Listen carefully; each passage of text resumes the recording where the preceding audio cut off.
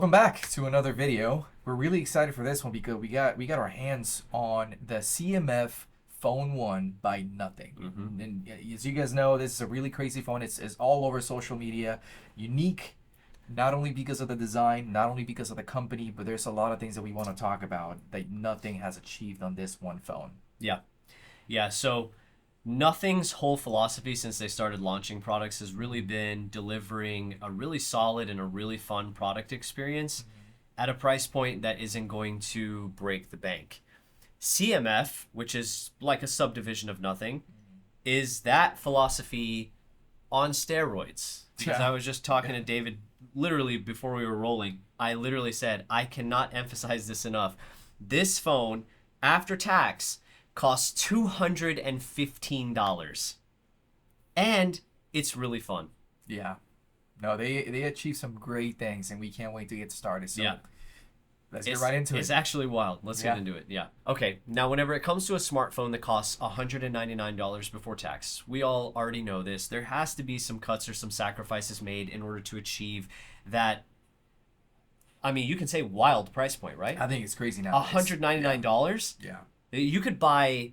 I've bought gym clothes, like an order of multiple gym clothes that are more expensive than $199. So let's talk about some of the things that the phone is missing, which, in my opinion, I don't really think any of them are deal breakers, depending on your... Yeah, they're minor. Yeah, depending on your perspective. Justifies. Yeah. If anything, we'll talk about it later, but for that price, I think they're okay. Yeah, so let's talk about it. So, for example, there is no NFC on this phone. So things like Google Pay, not going to work because it just doesn't have the hardware for it.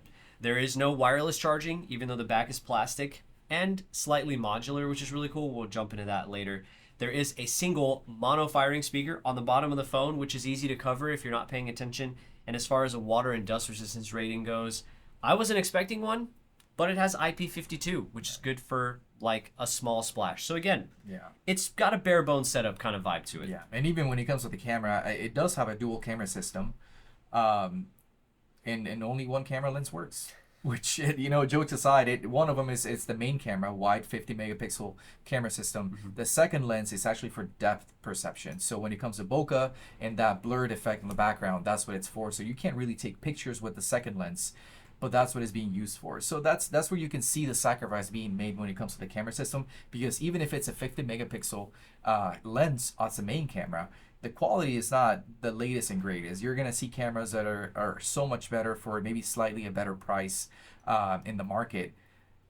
But like we said earlier, it is a part of the sacrifice that you get for paying $200 for a whole smartphone. Exactly. Besides that, it gives a really good package. Bare bones, right? Bare bones. This is the type of phone where you look at it and you're like, can you take photos? Yes. Right. Are the photos good? And you're like, you Yes. can take photos. Yeah. Are the photos good? You can take photos. That's all you need. Right. That's all you need. Yeah. And besides that, I think it's an open. I mean, even the selfie camera. The selfie camera is a 16 megapixel selfie camera, and that right there, I would say that it's a good system because a lot of phones don't even have that in the first place. So I'll give him props for that one. Yeah. Now, another thing that's not really a compromise, but if you want to call it something, it's probably more average, if you want to give it a name, is the fact that the chipset that it comes with is the MediaTek Dimensity 7300. Now, it's a 4 nanometer chip, and it's great.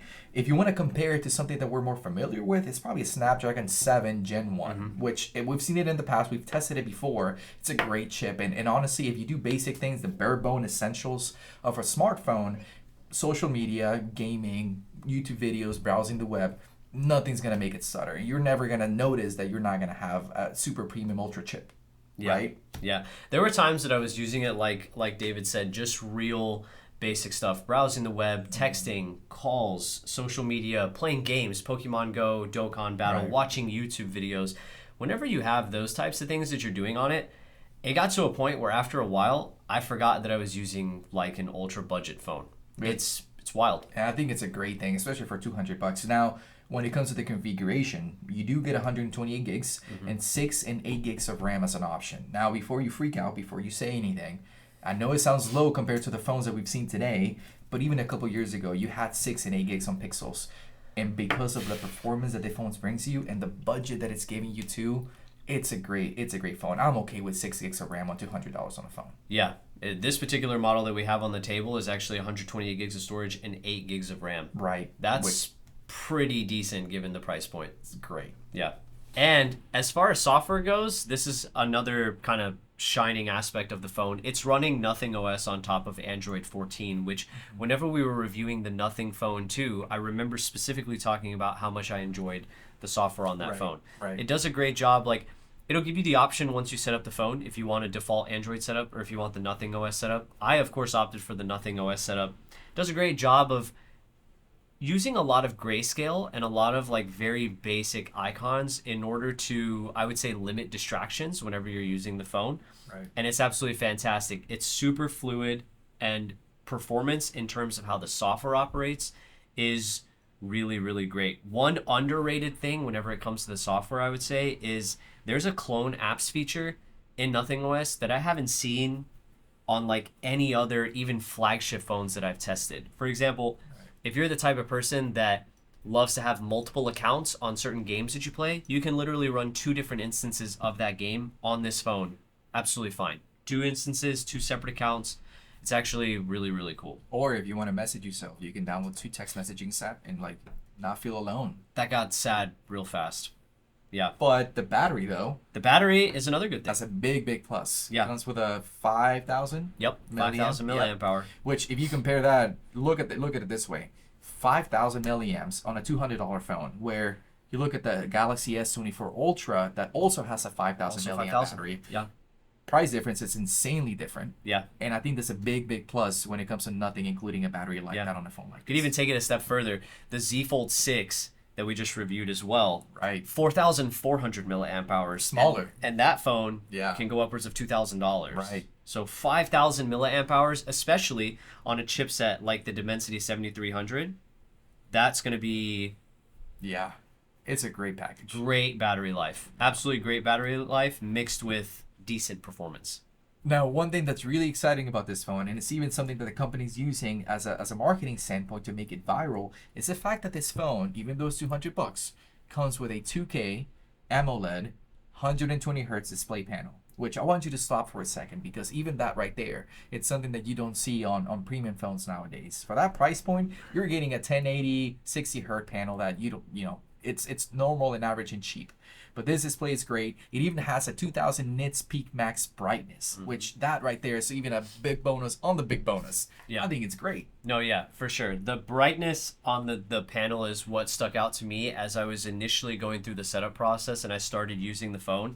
David's right. You could walk into a cell phone carrier store right now and you can buy, let's just say, an iPhone 15 from Apple. Yeah. And it will Base not model. come. Yeah. Yeah. It will not come with a 120 hertz AMOLED panel. Right. That's actually wild. 2000 nits peak max brightness is really solid as well. Yeah. And one other thing, there's an optical fingerprint sensor in this phone at $200. You know what other phones use optical fingerprint sensors? Pixels use optical fingerprint sensors. Phones that are $500 to $700 use optical fingerprint sensors. And this one is decently fast and decently accurate for the price point. And that's just wild. Yeah, you gotta give props to them, because they really nailed it on this one. Yeah, the display on this phone is really, really good for the price point.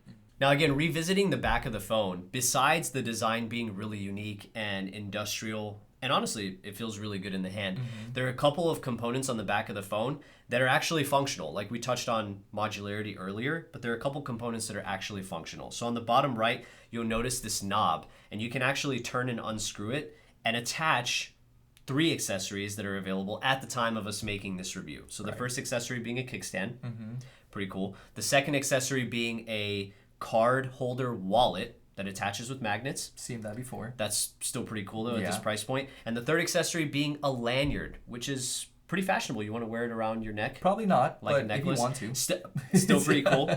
And you'll also notice that there are 4 metallic screws on the back that you can use the provided screwdriver to remove. And that allows you to fully remove the back cover and swap it with covers that are different colors. I think that's such a cool idea, especially because of the texture that the back is made out of. Because it feels like this rugged piece of paper. So I feel like you can draw, you can add stickers, you can even paint on the case. So if you have multiple back plates, you can swap them out and have a unique experience if you want to change the style of the phone that you own. Yeah, so if you're artistically gifted, you could literally create your own back using the one that comes with it. But if you're like me, you can just order different colors and swap them. And the cool part, like, you remember Moto Maker back in the day? Oh, like back in the day. Yeah. So that's like but that level of customization was more permanent. Right. But even so, like, this is a phone that is priced to be available to almost essentially everyone. But there's also a very high chance that if you bump into someone who has this phone, it's probably not going to look like yours. Yeah. And that's a level of personalization we just don't see in the smartphone industry At anymore. all. Yeah, I think it's such a cool thing. Yeah, it's really dope. But that just about does it. I think this phone is pretty self-explanatory. We've said it many times during the video. It's $200. If there's one thing that I want you to remember during the whole video, is that it's $200. Anything negative, it's $200. You don't see that nowadays. It's $200. Yeah. Oh, and I forgot. It's $200. I don't think there's anything else that we had to say, because even if you have a phone, this could be your backup phone. If you have someone in your family that does have a smartphone, this should be their starter phone. If you have someone that's elderly in your house and you don't want them to have a super smartphone, but you want them to have some smartphone, this is their phone. Yeah. I think there's so many great applications for a phone like this one, which I really have to give them props. It's something that I never expected to see in 2024, and yet here we are. Yeah. No, the people over at Nothing, whoever's letting them cook, They're cooking. needs to let them cook, okay? Because this is fantastic, and they're also building their own little like CMF branded ecosystem. So the phone is just the start. Get this: there is a smartwatch, $69, nice, and there is a pair of buds, $59. That's crazy. The fact that, like, this phone is $200. I've bought Tech Fleece joggers from Nike that were $125. This phone is 10% of the most expensive Fold. Yeah. The Z Fold 6. Yeah. It's actually wild. And David's right. There are a ton of use case scenarios. If you want to get it and use it every day, you could. If you want to get it and use it as a backup device, you absolutely could. Either way, like I said, the people at Nothing are cooking, and we're here for it. We're really excited to see what else they bring out this year, because I'm sure they're not done. I'm excited. Yeah. And of course, please subscribe. Make sure you follow, so whenever we do review the watch, the buds, anything else that they come out with, and any other kind of products, make sure you're following, just so you're notified whenever we upload. Yeah. We do appreciate all the support that you've been giving us, and till next one. Yeah, those are all coming. The flagship is not the only... I already said goodbye, bro. Peace. Yeah, it's the fact that it comes with I already forgot the name, MediaTek. something 7300.